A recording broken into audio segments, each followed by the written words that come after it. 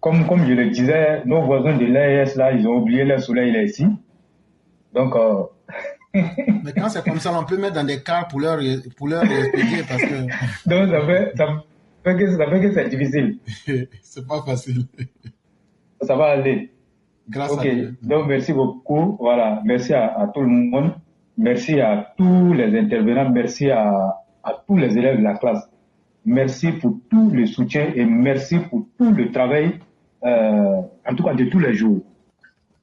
Euh, je vais peut-être me prononcer sur l'actualité politique ici en Côte d'Ivoire. Et bien entendu sur notre parti, le RHDP, parce que on est arrivé à une étape, il faut que les choses soient suffisamment claires. Et moi, je vais le répéter encore une fois pour de bon. Et chaque fois que j'aurai l'occasion de prendre la parole ici, moi, je vais toujours me répéter et je vais toujours dire, je vais toujours parler de ça. Moi, je suis en train de parler de 2025. Et beaucoup de personnes en parlent. Et chacun est libre de donner son opinion, chacun est libre de dire son ressenti, mais c'est la Côte d'Ivoire que nous devons regarder. Et quand moi j'ai dit c'est la Côte d'Ivoire qu'on doit tous regarder, moi je veux aussi inviter tous les Ivoiriens à regarder dans le rétroviseur, surtout que ce pays-là a connu, comme on appelle, une histoire. Et si nous regardons dans le rétroviseur et qu'on en arrive aujourd'hui à 2024, on voit qu'il y a eu du parcours. Mais, je dis bien, mais, la Côte d'Ivoire de Félix Houphouët-Boigny, la Côte d'Ivoire de Henri Konan Bédié, la Côte d'Ivoire de Laurent Gbagbo, je vais sauter Robert Gueye, parce que lui, il a fait une transition de 8 mois. La Côte d'Ivoire, Félix Houphouët-Boigny, Henri Konan Bédié, Laurent Gbagbo, et la Côte d'Ivoire du président Alassane Ouattara, je pense que chacun peut se faire une idée et chacun peut faire son commentaire et chacun peut faire ses analyses et chacun peut voir un peu comment les choses se sont passées. Mais moi, personnellement, en tant que disciple du président Alassane Ouattara, en tant que militant, je dis bien, je ne suis pas un sympathisant. Je suis un militant, président du comité de base, secrétaire à l'administration de ma section et cyber-militant. Donc, moi, je parle en connaissance de cause. Quand on regarde la Côte d'Ivoire de M. Alassane Ouattara, comparée à la Côte d'Ivoire des deux bougnoules, parce que c'est comme ça, moi, je les appelle. Ce sont des bougnoules. Quand on compare ce que le président Alassane Ouattara a fait, en 15 ans, non, disons en 13 ans, comparé à ce que les autres ont fait, on se rend compte que on a eu vraiment un véritable progrès avec le président Alassane Ouattara. Mais nous tous, nous étions ici à Abidjan. Lorsque la crise de 2002 a éclaté, on a tous vu ce qui s'est passé. Les zones qu'on appelait à l'époque, les zones centre-nord et ouest qu'on appelle les zones CNO, et nous avons pratiquement vu que l'administration n'était plus visible dans ces zones. Et on a fonctionné avec ces zones comme ça jusqu'à ce qu'on en arrive en 2010. Mais quand on fait les élections en 2010, et nous avons vu ce qui s'est passé. Il y a eu une tentative de confiscation du pouvoir. Il y a eu une tentative de confiscation du pouvoir par un candidat malheureux qui a perdu les élections.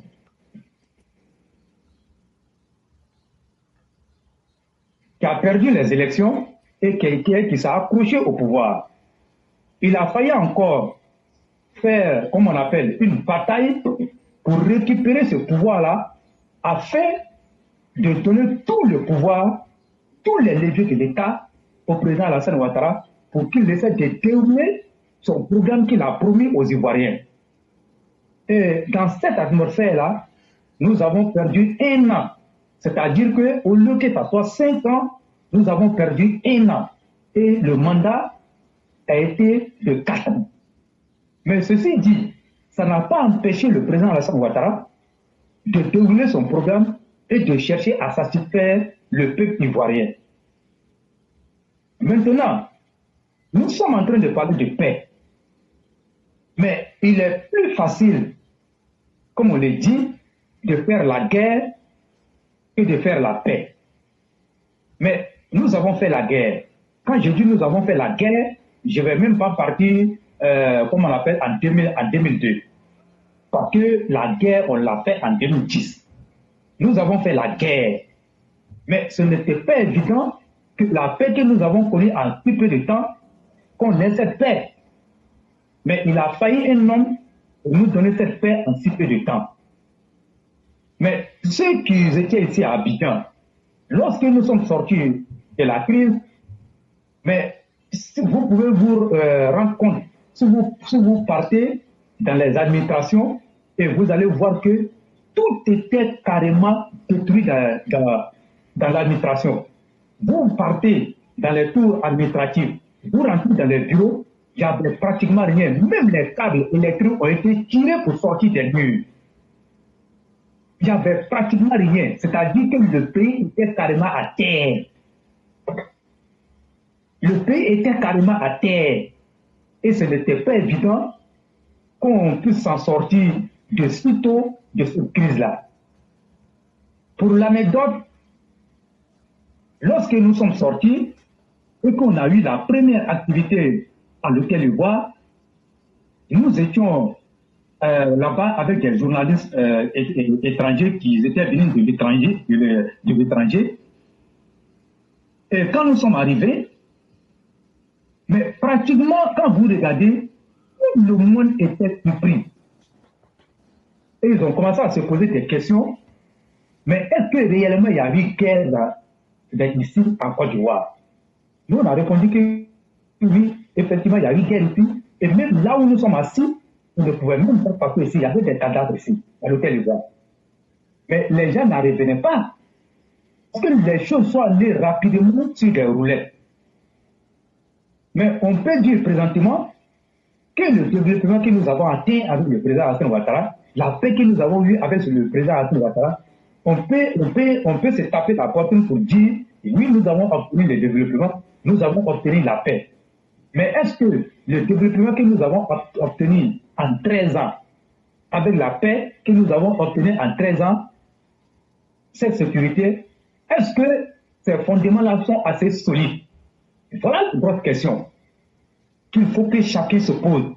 Est-ce que les avancées que nous avons vues de le président Alassane Ouattara en 13 ans, est-ce que ces avancées-là sont assez solides pour dire que le président Alassane Ouattara peut passer la main à quelqu'un, peut laisser la relève et aller se reposer? Est-ce qu'on se pose ces questions? Si on se pose ces questions, je pense que avec une réflexion plus poussée, chacun peut trouver la réponse. Mais pour ma part, moi je le dis que ce fait-là, le développement n'est pas encore assez solide pour que le président Alassane Ouattara passe la main à quelqu'un. On aurait voulu, puisqu'il avait tenté de le faire en 2020, mais Dieu en a décidé autrement et ça a obligé le président Alassane Ouattara qui a dû prendre une décision face à sa conscience et devant Dieu. Ce qui lui a permis de continuer à travailler pour les Ivoiriens. Et ça, nous l'avons vu. Mais comme je le disais tantôt, moi j'ai dit, la paix que nous avons trouvée avec le président Alassane Ouattara, le développement, je peux dire que cette paix-là n'est pas encore assez solide. Pour moi, il n'est pas question que le président Alassane Ouattara laisse le pouvoir et aller se reposer. Comme le disait l'intervenant M. Patayoko, on aurait voulu que ça soit comme ça. Mais quand on regarde l'atmosphère, quand on voit le contexte dans lequel nous nous trouvons, et que la Côte d'Ivoire a accumulé une grande état dans la recherche de la paix et du développement, mais nous disons que nous, on n'a pas encore vu, comment on l'appelle, cette paix-là ou bien le développement n'est pas encore suffisamment solide pour que le président laisse et aller s'asseoir. Mais cela ne veut pas dire que nous n'avons pas de compétences au sein du RADP, puisque le président Alassane Ouattara, dans l'un de ses discours, a laissé entendre devant la presse internationale et nationale que dans son siège, lui, il a une demi-douzaine de personnes. Ça veut dire quoi? Une demi-douzaine de personnes, ça veut dire que lui, il table 6 personnes. Et donc, ça veut dire qu'en réalité, nous avons des compétences.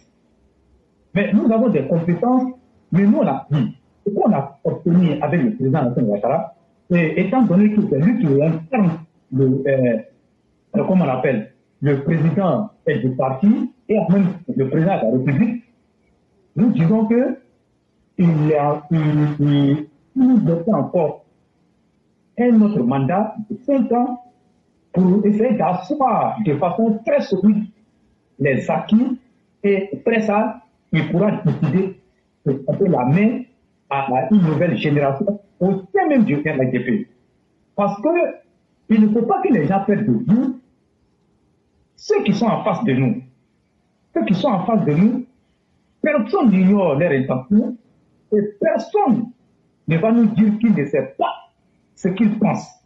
Mais moi, je crois que quand on était en Côte d'Ivoire, quand on était au cœur de l'histoire de la Côte d'Ivoire, quand on a vu ce qui s'est passé, je pense que chacun de nous doit savoir analyser les choses et doit savoir au moins la psychologie de ceux qui sont de nous.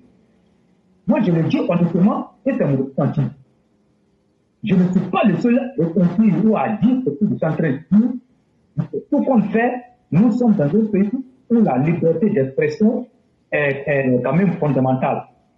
Mais moi, en tant que militant du RDP, je suis tellement soucieux de la paix en Côte d'Ivoire et du développement, je dis qu'il faut que le président Alassane Ouattara continue. N'en se plaise peut-être à d'autres personnes, et je m'en vais leur dire, et je l'ai déjà dit ici. J'ai écouté récemment une vidéo de Sébastien Dano-Djedje. Je dis bien une vidéo de Sébastien Dano-Djedje qui disait dans cette vidéo-là que eux-là, ils ne connaissent personne qui peut représenter le PPACI aux élections de 2025 si ce n'est Laurent Gbagbo. Si ce n'est Laurent Gbagbo. Il a répété en toute réplique et que les gens disent que Laurent Gbagbo ne peut pas et qu'il est malade, il ne peut rien faire, mais pourquoi ils ont peur de lui? Pourquoi on ne l'inscrit pas sur la liste électorale? Si tel est le cas, il faut le laisser compétir pour dire ce qui va se passer. Mais ça, ce sont des paroles de politiciens. Mais en même temps, il y a une leçon à tirer dans ce qu'il a dit. Parce que j'ai vu ici au sein de notre parti, je vais le répéter encore, je dis bien des cadres et des militants qui ne sont pas formés politiquement, qui sont aujourd'hui dans une campagne. Je dis bien, bon, c'est une contre-campagne même, parce que nous qui faisons la communication, de sorte que le président Alassane Ouattara se représente et donner encore une paix solide à la Côte d'Ivoire, ces militants du RADP sont en train de faire une contre-campagne. Aujourd'hui, ils sont en train d'aider les opposants. Quand les opposants disent que le président Alassane Ouattara ne doit pas se présenter, il n'a pas la légitimité, il n'a pas le droit, et qu'il a fait, comment on appelle, je ne sais même pas, ce qu'ils appellent 3e ou 4e mandat. Et qu'aujourd'hui, quand on voit les militants même, comment on appelle, qui embauchent, comment on appelle, cette complexe-là, en train de les aider, mais moi, je tombe des nues. Pendant qu'eux-mêmes, ils sentent que leur candidat est très malade, et qu'il a été frappé par une décision de justice, ils disent tout nous là, nous disons que c'est Gbagbo qui est notre président. C'est lui qui est notre candidat. Et je vais le répéter, nous, RHDP, militants, nous savons très bien que notre président, il est très important physiquement, mentalement, intellectuellement, mais ce n'est pas à nous de dire à notre président pourquoi il va se présenter. Pourquoi on le fait? Ce n'est pas à nous de dire ça. Ce n'est pas à nous de dire ça. Si celui-même qui ne peut pas marcher, il est obligé, comme on appelle, d'être soutenu pour marcher. Si lui, ses partisans disent que malgré son état de santé, malgré qu'il n'est pas sur la liste électorale, c'est lui qui est notre candidat.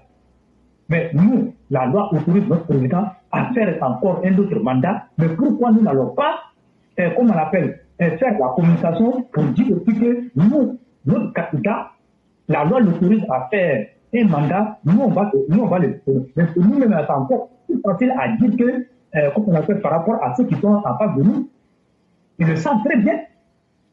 Mais pourquoi ils veulent le faire? Ils veulent braver la justice pour essayer de poser les dictats. Moi, je suis en train d'interpeller les militants du RHDP. On apprécie le bonheur lorsqu'on l'a fait. Du coup, nous a dit ça. Vous qui êtes constamment en train de faire cette contre-campagne-là, moi, je vous demande d'arrêter ça. Parce que vous allez rester dans ça. Les opposants vont dire, et même la lettre, nous ne pouvons dire qu'il faut faire de la paix. Mais est-ce que ça nous honore? Est-ce que ça nous honore? Et je l'ai toujours dit, le président comme le président Assimi Ouattara, avec de ses grandes qualités, on les trouve. Peut-être que chaque demi-siècle, peut-être qu'il faut attendre 50 ans encore, 100 ans encore pour avoir un homme comme le président Assimi Ouattara. Mais pourquoi ne pas profiter de lui? Est-ce qu'il nous a dit qu'il est fatigué? Est-ce qu'il nous a dit que lui n'a plus de capacité physique et intellectuelle de continuer le développement? Nous a dit ça. Et vous qui êtes constamment dans cette campagne-là, quand il venait en politique, ce n'est pas vous qui avez dit de venir en politique et ne nous aura pas dit que je viens en politique et ne nous aura pas dit, comment on appelle, la date, le jour, la nuit, qui va quitter le pouvoir. Mais votre problème, il est où? Le jour où il n'aura plus les capacités physiques, intellectuelles et morales de continuer, ce jour-là, il viendra faire une communication et dire oui, j'ai assez donné à la Côte d'Ivoire, j'ai fait ce que je pouvais, il est temps pour moi de partir et de laisser un pays très solide avec un développement. J'ai créé les conditions de la paix. Il viendra nous dire ça. Mais pour lui, là, ce n'est pas à vous de lui dire ça. Il sait ce qu'il fait. Ce n'est pas à vous de lui dire ça. Ceux qui sont en train de dire ça, moi je vais leur dire qu'ils n'aiment pas la Côte d'Ivoire. Ils n'aiment pas la Côte d'Ivoire parce que nous avons traversé pour une période difficile. Pour sortir d'une guerre en 2002 à 2012, de faire des élections, et comment on appelle les telles élections, que nous on pensait qu'on allait pouvoir sortir de façon démocratique, et puis les choses allaient passer. On nous a imposé encore une deuxième guerre. Mais quand on sort dans ça, et qu'on a vu les révolutions, il ne faut pas s'amuser avec ça. Il ne faut pas s'amuser avec ça. La mission que Laurent Gbagbo leur a donnée, il leur a dit, allez-y vous battre, bec et ongle, pour que l'on soit sur la lutte électorale. Mais quand il dit ça, mais aller se battre là, c'est quoi? Il cherche à créer le chaos. Il cherche à créer le chaos dans le pays. Et quand le pays est en paix comme ça, il ne peut pas prospérer. Il ne prospère que dans le désordre. Et je vous ai dit, il ne faut jamais avoir un comportement docile avec un gore. Il ne faut jamais avoir un comportement docile avec un gore. Parce que le gore là, il est plus nuisible que le serpent qui est venu. Il est plus nuisible que le serpent. Et j'ai l'habitude de le dire ici sur la plateforme. Je préfère sauver un serpent en détresse que de sauver un gore. Parce que quand tu vas finir de sauver le gore, il te fera mal. Donc ils n'ont pas de bonnes intentions pour la Côte d'Ivoire. Regardez ce qu'ils sont en train de faire. Quel est le projet de société qu'ils nous présentent? Il ne faut que ça coûte à une question de titre. Il ne faut que ça coûte à une question de pièces. Mais quand nous les avons examinés sur ce terrain-là, ils continuent comment on appelle, de gueuler et d'emmerder les Ivoiriens. Ils continuent de le faire. Mais allons-nous les accompagner dans ça? Je dis bien, allons-nous les accompagner dans ça? Moi, je dis non. Moi, je dis non. Ils ne sont pas le nom de la Côte d'Ivoire. Ils ne sont pas le centre de la Côte d'Ivoire. et les intérêts de la Côte d'Ivoire ne doivent pas tourner autour de ces bois-là. Donc, si vous n'avez pas encore compris, je suis en train de le dire en toute sincérité, il faut qu'on arrête ça. Le président, le moment venu, il va nous dire s'il accepte de continuer ou pas. En tout cas, il va nous dire ça. Donc, quand il n'a pas de projet de société, et lui, il a dit comme ça que les gens sont en train d'endetter le pays, et qu'il a laissé 7 000 milliards de dettes. Ah, donc, il a reconnu qu'il a laissé 7 000 milliards de dettes. Mais pourquoi laisser une dette avant de partir? Mais si tu as laissé une dette avant de partir, il faut savoir aussi que l'application de cette dette, c'est ça aussi qui a fait aujourd'hui qu'on est en train de parler. Mais la dette là aussi qu'il a pris là, qu'est-ce qu'il en a fait de cette dette? Et la Banque mondiale a développé 500 milliards pour appeler la ville d'Abidjan, mais tout le monde sait que la ville d'Abidjan c'est aussi bien comporté, comment on appelle, sous le président Alassane Ouattara qui est les deux pouvoirs. C'est sous le président Alassane Ouattara qu'on a vu que la ville d'Abidjan a chuté. Mais les 500 milliards, là, qu'est-ce qu'ils en ont fait? Donc quand on voit ça, moi je dis qu'il faut qu'on arrête. La Côte d'Ivoire ne doit plus retomber dans la main de ceux qui l'ont détruit. Et quels sont ceux qui ont détruit la Côte d'Ivoire? C'est le FPI et le PDCI. Moi je le dis. Merci à tout le monde. Merci. Et puis bon, je crois qu'il faut prier pour qu'il y ait la paix en Côte d'Ivoire. Parce que sans paix, on ne peut rien.